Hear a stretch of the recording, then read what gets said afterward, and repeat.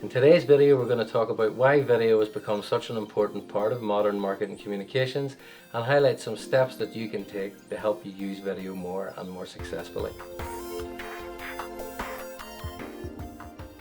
Welcome to Profile Tree TV. Here we are today with Peter Craven from BlueSky Video Marketing, and very welcome. Thanks for having me. Yeah. Would you like to introduce yourself and tell us a little bit about what you do? Yeah. Okay. I founded BlueSky Video Marketing 2 years ago, coming up to 2 years ago in June 2017. We are a video marketing agency, so it's all the elements of the video production service, from helping people figure out what videos to make in the first place through to executing those video projects, and then the getting eyes on them, if you like, and making sure the audience acquisition is there so that the videos deliver the results that people need from them. Okay, so it's mostly video, and you've talked about video marketing. So what's the difference between video production and video marketing? Well, I founded the company 2 years ago. I haven't spent about 20 years in global marketing roles. I was marketing manager with Armatile, a ceramic tile retailer and distributor, for almost 8 years. And then I was head of marketing out at CDE for 10 years. And over the course of that time, we saw the growth of video, really. I mean, we set up the first YouTube channel for CDE in 2008, when there was nobody else really doing it at that stage. And we did quite a lot of stuff ourselves internally, but we also commissioned quite a lot of video. And my frustration with that process largely was that the video itself was seen as the end result. And in the early days it probably was, because there were so few people doing it. The early adopters got a benefit from that, and it did get more exposure on YouTube and on websites and across social media channels. But as the volume of it increased, the video itself wasn't enough. I feel like it became more important to try and ensure that people watched the thing, and it ended up delivering on the what the business needed it to deliver, because you guys know as well as I do, there's an awful lot of preparation and time and effort goes into making good video content. So without the appropriate amount of effort post-production, it ends up being wasted, and then people jump to the wrong conclusion that video doesn't work. When I always liken it to, if you stood up in an empty room and delivered a PowerPoint presentation and didn't get a response, it wouldn't necessarily be because the PowerPoint wasn't very good. It would be because there was nobody in the room.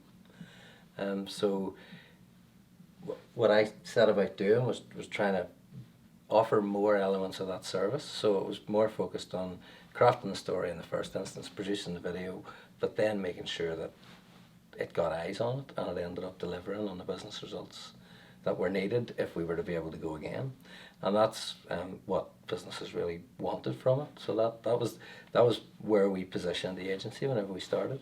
Yeah, no, and it's really interesting because we are seeing the rise of the popularity of video marketing becoming more and more popular. People want it. People think that they need a video on their website, but as you say, it's maybe not the right mindset that they've got about the video. It's about actually then what you do with it once you have it.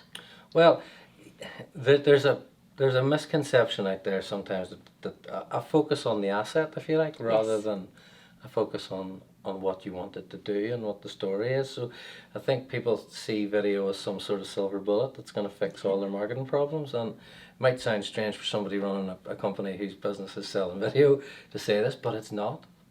And that's not to say that video won't work. It does, and works very well when it's done right, but the focusing on the video itself is the wrong thing to do. It's not a case of a video, any video will do.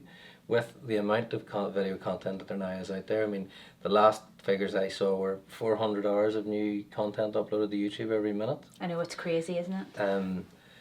80% of all social media content being video by, is it the end of this year that Mr. Zuckerberg said that was going to happen?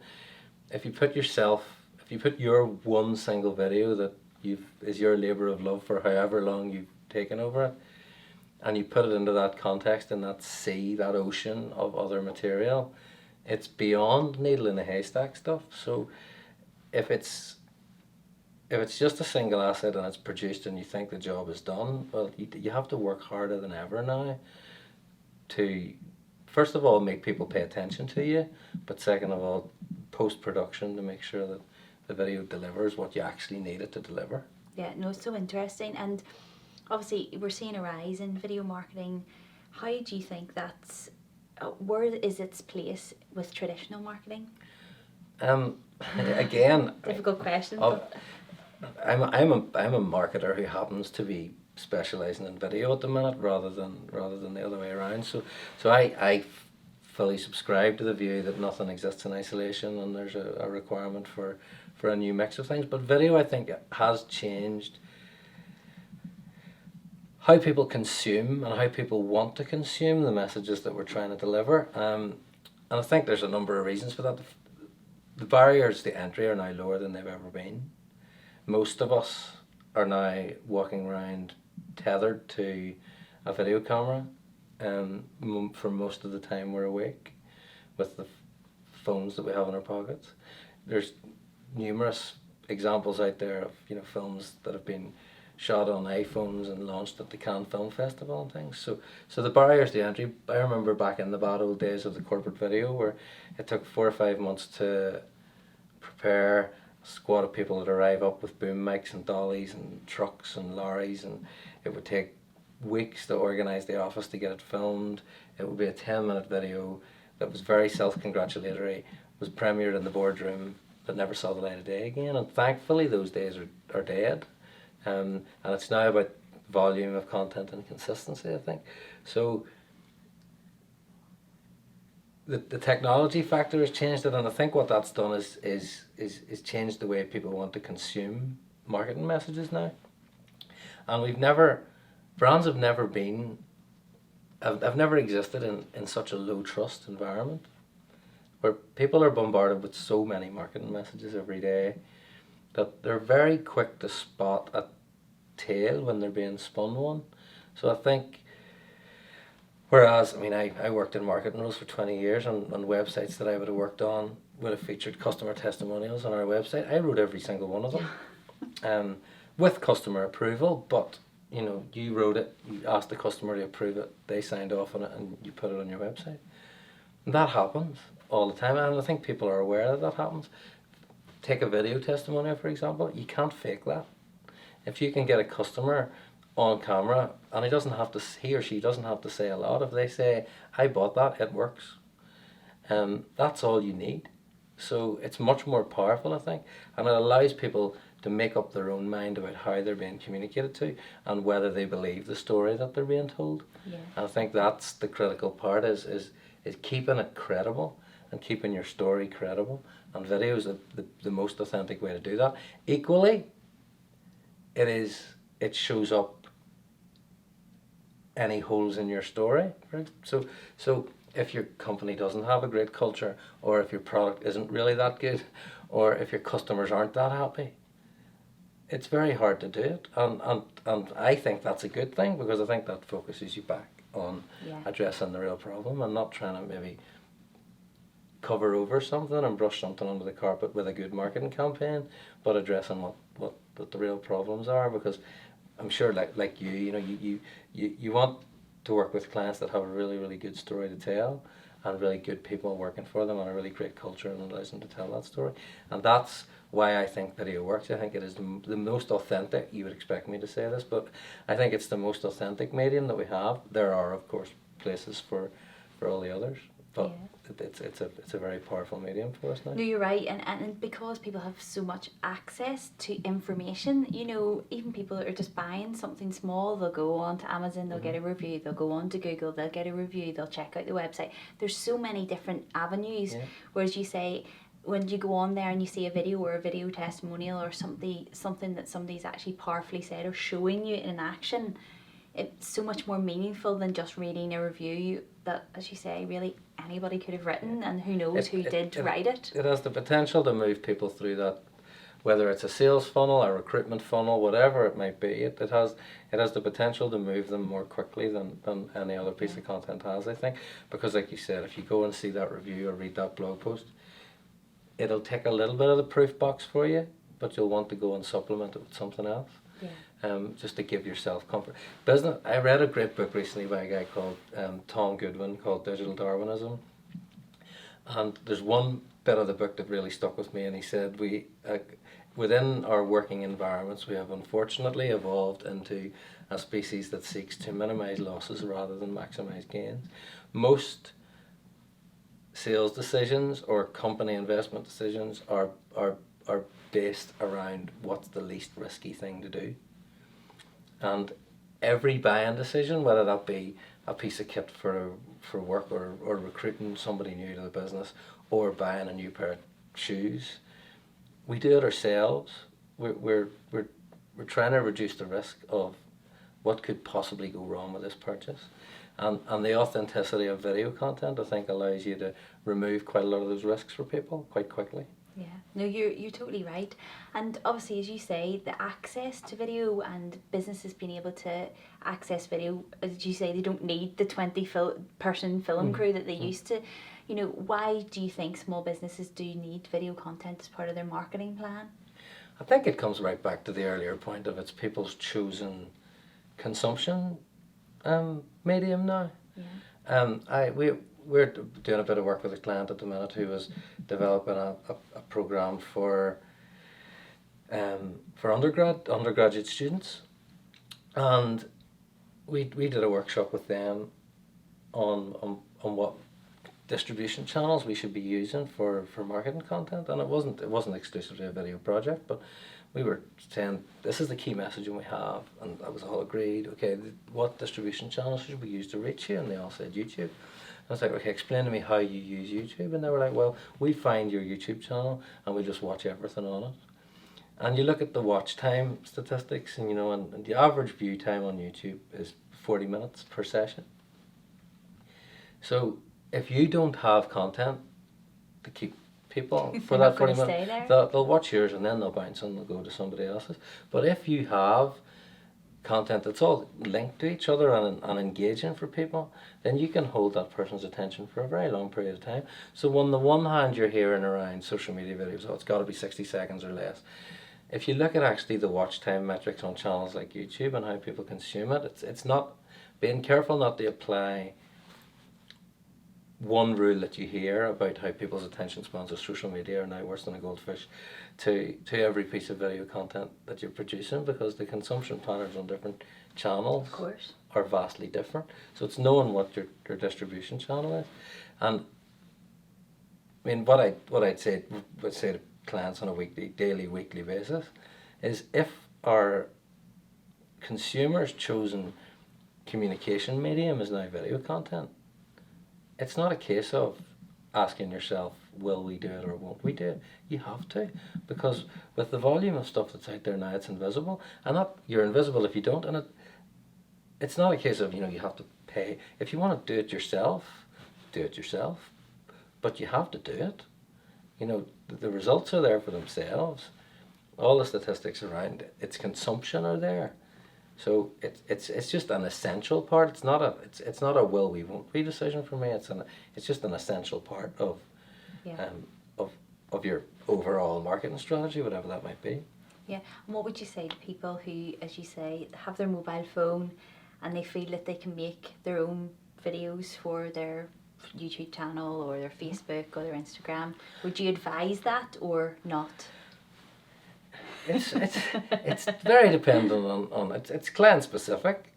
I mean, the first thing I'd say to people is, one of my favourite lines that I've heard, and I don't even know who said it originally, was, whether you think you can or you can't, you're probably right.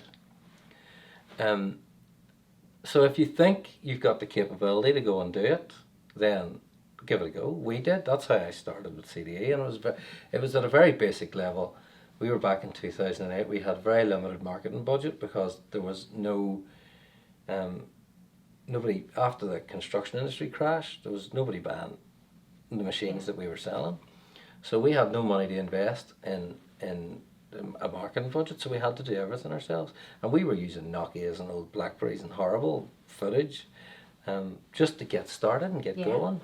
And it's that taught us how it would work. So what I'd say to people is, obviously I would recommend that they bring in the professionals, but if you need to give yourself the confidence that it can work, go and try a few things yourself. But it's not just a case of, have camera will make video. It needs there's a process to go through to make sure you're making stuff that people want to watch. But as you say, it's a good start if someone it's a is great start. thinking of video content, not 100% sure, maybe don't have the budget at the minute, but as you say, better to have something rather than nothing. Just look at the engagement it gets. I mean, you look at when you're scrolling through any of your social media channels now, and if you compare the engagement metrics on video content versus static images or posts that are there with links, and if you look at all the research that there is in this, the engagement is so much higher. One of the things that I would always say to people, and it's a particular soapbox of mine, is subtitles on social. Yeah. Because I speak to people all the time and I don't have time to put, the people who are doing their own videos say, I don't have time to put subtitles on social. Well, you don't have time not to. Yeah. Because you've got to a point where you've gone to the trouble of making the video content, editing it together and getting it to a point where you're happy to release it. And with 85% of people on social watching videos with the sound off, you're taking all that time and effort to be invisible to 85% of your audience. And we were doing quite a lot of research on this last year, and Instapage, who do the custom design landing pages for marketing campaigns, did quite a lot of research on this in the middle of last year. And what they found was that the view metrics didn't actually shift that much with subtitles. So views, I think, increased by 5%. Yeah. And watch time increased by something like 3%. And when I saw those, I was surprised, and I thought it would be more than that. But where they noticed the big lift was on the engagement metrics. So the reactions were 15% higher, the shares were 16% higher, the comments were 17% higher. But the big one was the clicks on the call to action were 26% higher whenever subtitles were there. And I think if you said to people, would you like to increase your conversion rate by 26%? I think they'd probably I think all most say yes. businesses would say yes. And if you said to them, well, all you have to do in order to do that is spend 2 or 3 hours and subtitle your videos. That's all you got to do. Yeah. You don't have to come up with amazing. some new brilliant idea. This is all you got to do. Would you be interested in doing that? So I think it's the statistic around 85% of people watch videos social with the sound off is fine, but I think people are sort of immune to statistics now. I think that research for me really brought it home in terms of the potential business impact it can have. Yeah, and it is against that, it's really thinking about your target audience and what they're going to do once they've watched the video. Yeah. It's not back to just having that asset. It's what do you want people to do when you've got that video? Where do you want them to go after it? And what's the call to action? Yeah, and as you say with the subtitles, if they're just watching the video and it's a nice video, there's no call to action because they can't hear it. Well, that's it. I mean, if you think about your own video consumption plan, the amount of people I say this to, and they're like, oh yeah, right enough, I do that. You're on the bus or the train on the way home from work, and you don't want everybody around you here. To listen, yeah. You're sitting in an open plan office, so you don't want to be annoying the people next to you.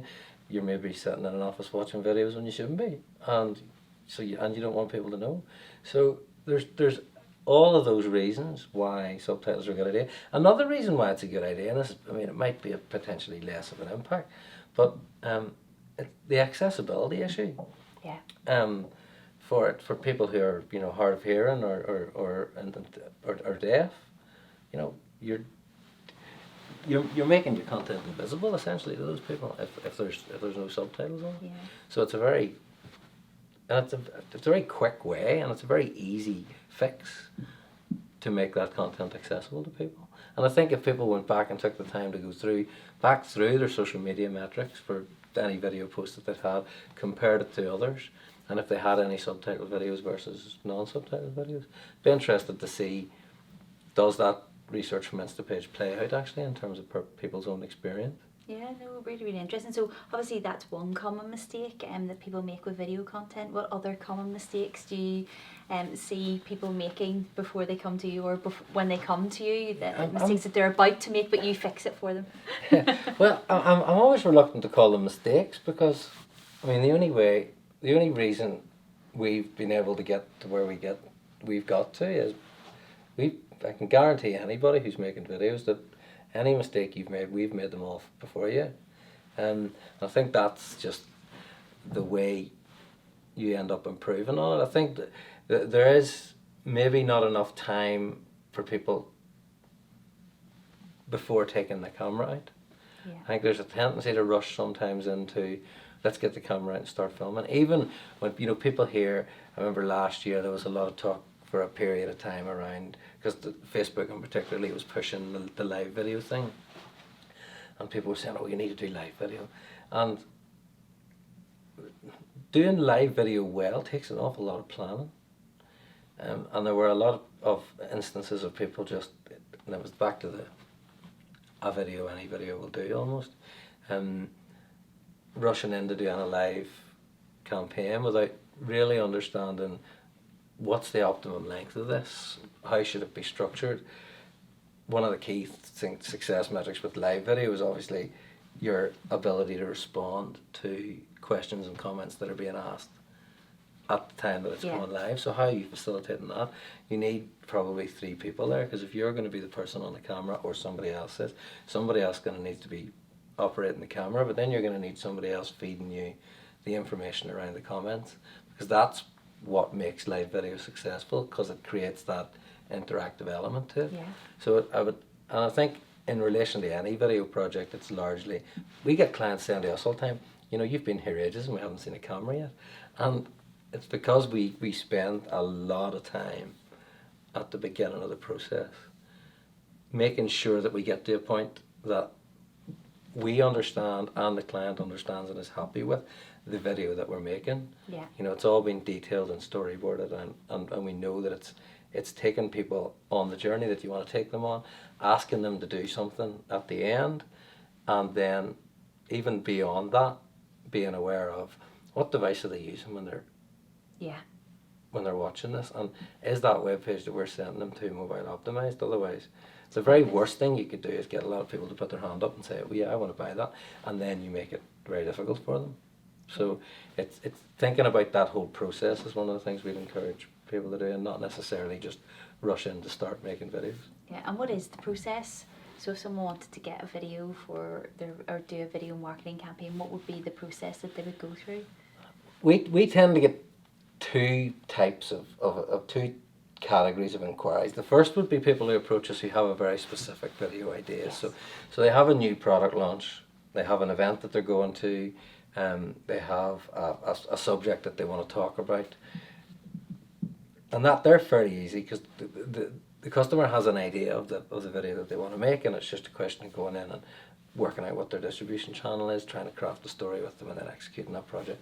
The second one, which is increasingly common, is where people are approaching us and saying, we know we should be doing more of this stuff, but we don't really know where to start. And they're the really interesting projects for us, because they're the ones where you get to go in and talk to a lot of really interesting people who are doing really interesting things, and find out some of the fantastic businesses and things that are operating around you that you just didn't know, or that Existed. businesses that existed, or you could actually have a business doing that. And at that stage, it's very much going in and saying, well, what are the objectives? Are they sales objectives? Are they recruitment objectives? What are they? And then understanding, as I say, people's purchase decisions or recruitment decisions are largely risk reduction exercises. So we would always be trying to find out, well, what are the things, where are the areas where you might be perceived as a risk, or the things that are preventing you sell or preventing you recruit effectively, or the information gaps that people have, because we say, in the absence of any information about you, people will create their own impression and their own information about you based on their own assumptions. So how can we plug that information gap to make sure that you're taking a little bit of control back in terms of what people's perception is of you?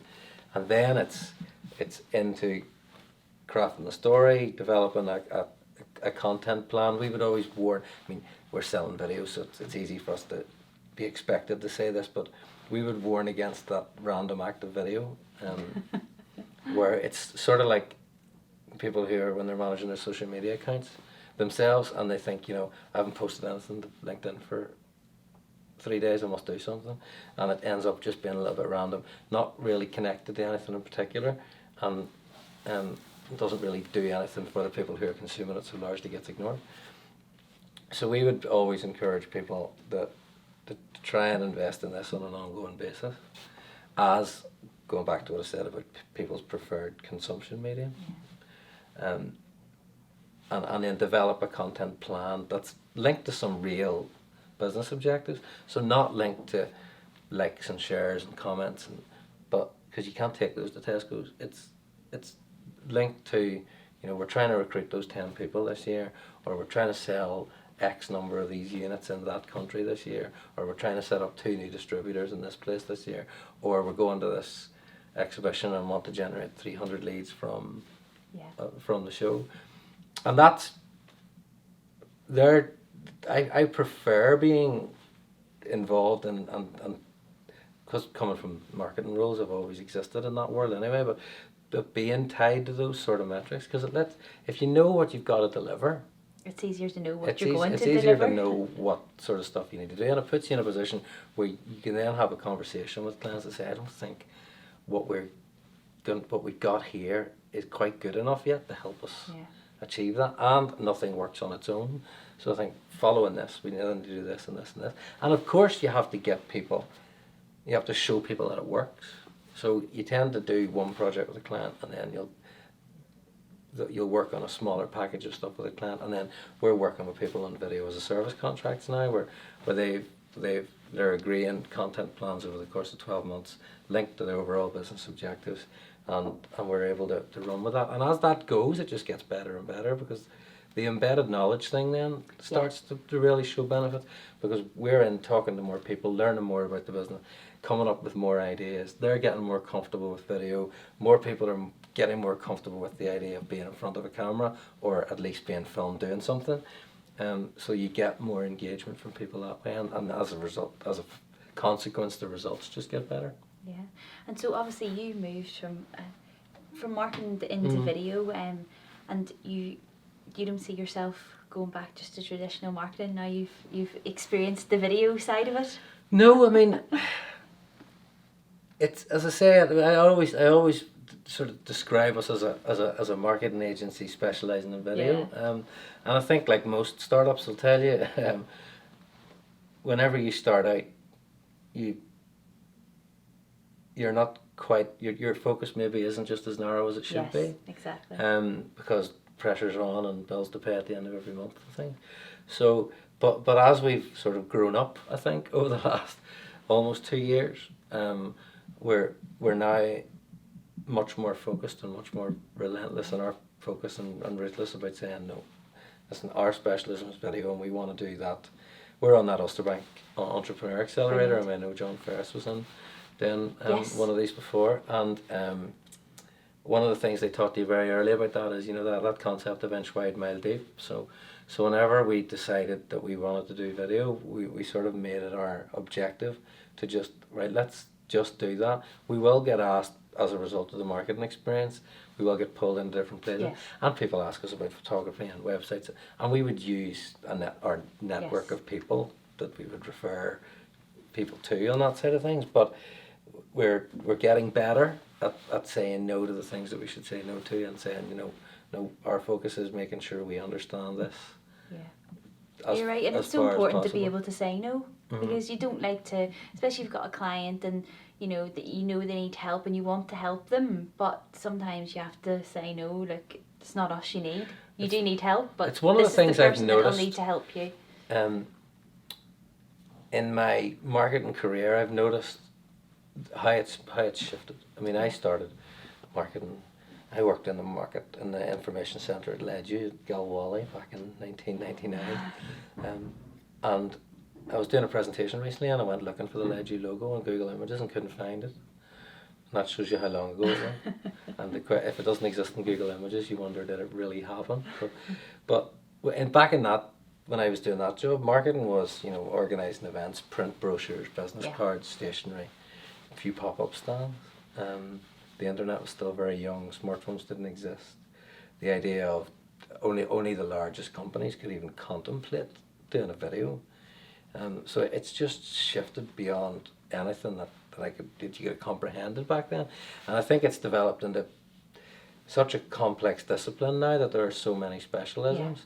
And a lot of Andy Jarvis spoke for me at the first Future Marketing event last year, and he described most graduate marketing job descriptions as looking for unicorns, and I couldn't agree more with him, because if you look for most marketing roles are advertised, they're looking for somebody who can do a video, somebody who can develop websites, can do the PR, can run events, can manage internal comms, can help them with recruiting.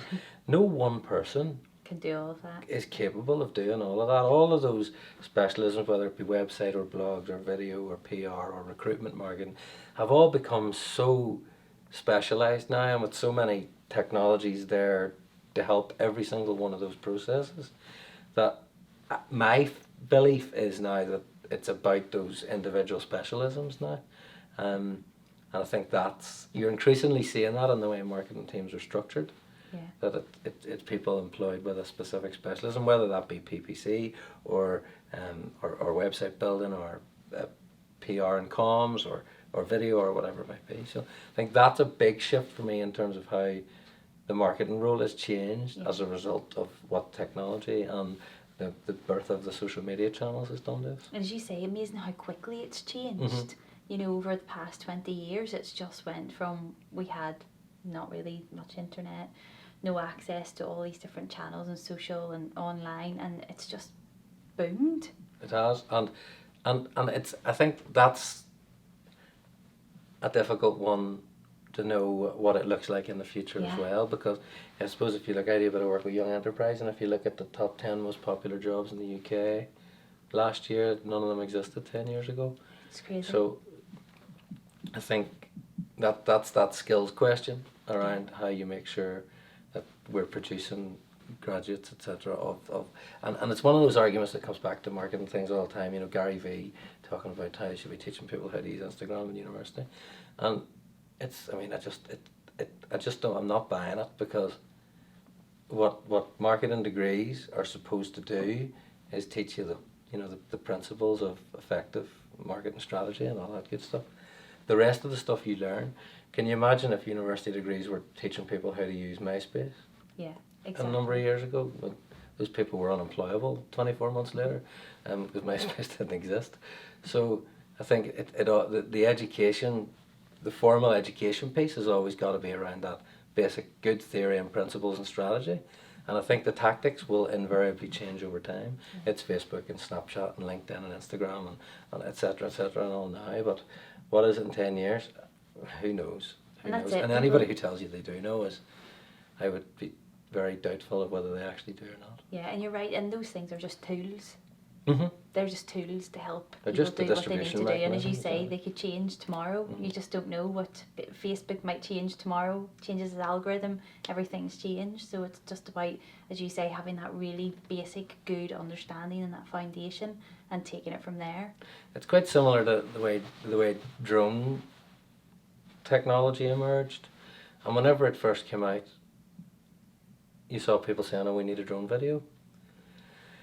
And they worked for the first number of years, just a camera up in the sky filming some things, because it was a new perspective that people had never seen before, and because that bar, you needed a helicopter previously if you wanted to do that stuff.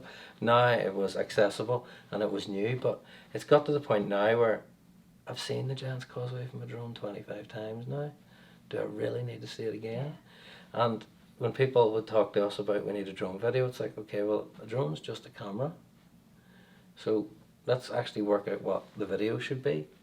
And if we think at any point that using the drone and getting that footage would make it better, Of course. then we do it. But it's not putting the cart before the horse and using the technology for the technology's sake. Yeah. So one of the things I would say, you asked a question earlier about what I would say to people who were thinking about going out and starting using video. Don't let the absence of any equipment get in your way, is one of the first things. You know, do not start putting together lists of expensive cameras and lights and tripods and microphones and all that stuff, because you'll find out if it works without it all. establish the principle of whether it can do stuff for you without spending any money beyond what your phone cost you. Yeah, no, and the technologies in the phones are amazing, and we would always say exactly the same to people. The best camera you have is the one you have with you, rather than the one that you have that you spent a load of money on but you actually don't know how to use it. Yeah. So what does the future hold for yourself and your business? If you had a crystal ball, you can I give know an if answer I to had a that. crystal ball. We're still at that very early stage, I suppose. 2 years old in June. We've built up a solid base of clients here, which was always our initial objective, was establish some credibility and a foothold in the local market, and then seek to sort of expand that out. So we've done a little bit of work over in England and Scotland and the Republic of Ireland so far. And I visited the States there in February for the first time. In my work with CDE, we did quite a lot of traveling, and I can see as a result of that, well, I think anybody that does that, it makes you, first of all, it makes you appreciate home an awful lot more, but I think it also makes you appreciate how small this place really is. So I'm fully aware of the opportunities that exist elsewhere for us, and I think a big challenge for us over the next while is getting the time, me in particular, to getting the time to go and try and capitalise on those in places where we already have connections and already have a network, which is largely that construction materials and manufacturing and engineering sector. So big global expansion. That's the hope. I mean, we're trying to. We really believe in what we're doing. We're working with some great people already, and we just it doesn't feel like working. And people always said that to me before I started. You know, whenever you find something that doesn't feel like working, you know, you're doing the right thing. And I always thought to myself while I was working, I mean, and I loved working in the places that I worked in, but I always thought, is that really true? Does that really happen? And it does, and it surprises me that it does, but it does. So it's just keep doing that, keep doing more of the stuff we want to do, keep fighting the good fight and trying to win our fair share, and trying to convince people of the power of video to help them transform.